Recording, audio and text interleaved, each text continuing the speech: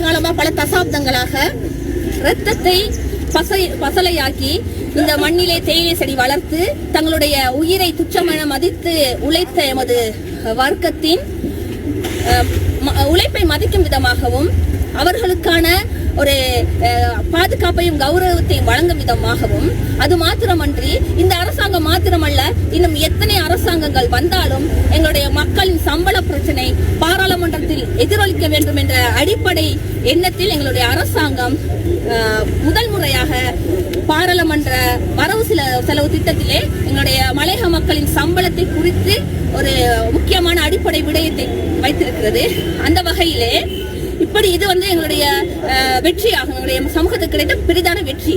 ஆனாலும் கூட எங்களுடைய இருப்பை விரும்பாத ஒரு குழுவினர் எங்களுடைய இந்த மக்களின்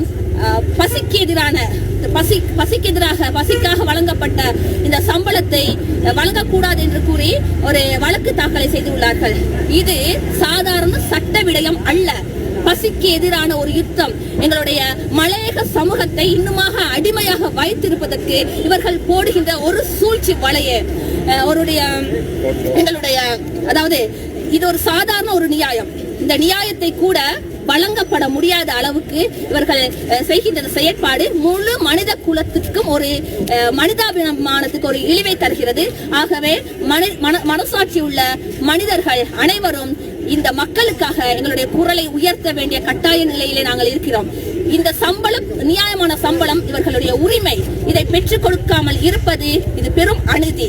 ஆகவே எங்களுடைய அன்பார்ந்த மனிதாபிமானம் மிக்க மக்களே, எங்களுடைய மலையக மக்களுக்காக மாத்திரமல்ல மனித குலத்துக்காக இந்த நாளிலே எங்களுடைய குரலை உயர்த்துங்கள். இது சிறிய ஒரு தீப்பொறி மாத்திரமே. இது எரிமலையாக வெடிக்கப்பட போகிறது. எங்களுடைய உரிமை பறிக்கப்பட முடியாத ஒன்று. நன்றி. ஒரு அரசாங்கம் முன் வந்து நின்றாலும் கூட இவ்வாறான சம்பளத்தை எவராலும் பெற்றுக் கொடுக்கவில்லை. இவ்வாறான தேசிய மக்கள் மத்தியின் தலைவரான அனுர குமார திசாநாயக்க பெற்றுக் கொடுத்த சம்பளத்தை எதிர்கட்சிகள் புறக்கணிக்கிறார்கள். இன்று சிறிய ஒரு அளவான ஒரு மக்கள் பேரணி பெரிதாக அலை ஒன்று பெறப்பட போது முதல் அச்சரிக்கை, தயவு செய்து எங்களுக்கு யாரும் இடைவெளி கொடுக்க. எங்களோட பொருளாதாரம் மிக விரைவில் காணப்படுது. இன்று தேயிலை ஒரு வளர்ச்சி இல்லாத நிலைமை இல்லாத காரணத்தினால் யாரும் எதுவும் முன் வர முடியாது. எந்த கவர்மெண்ட் வந்தாலும் இந்த தேயிலைக்கு தான் முதலிடம்.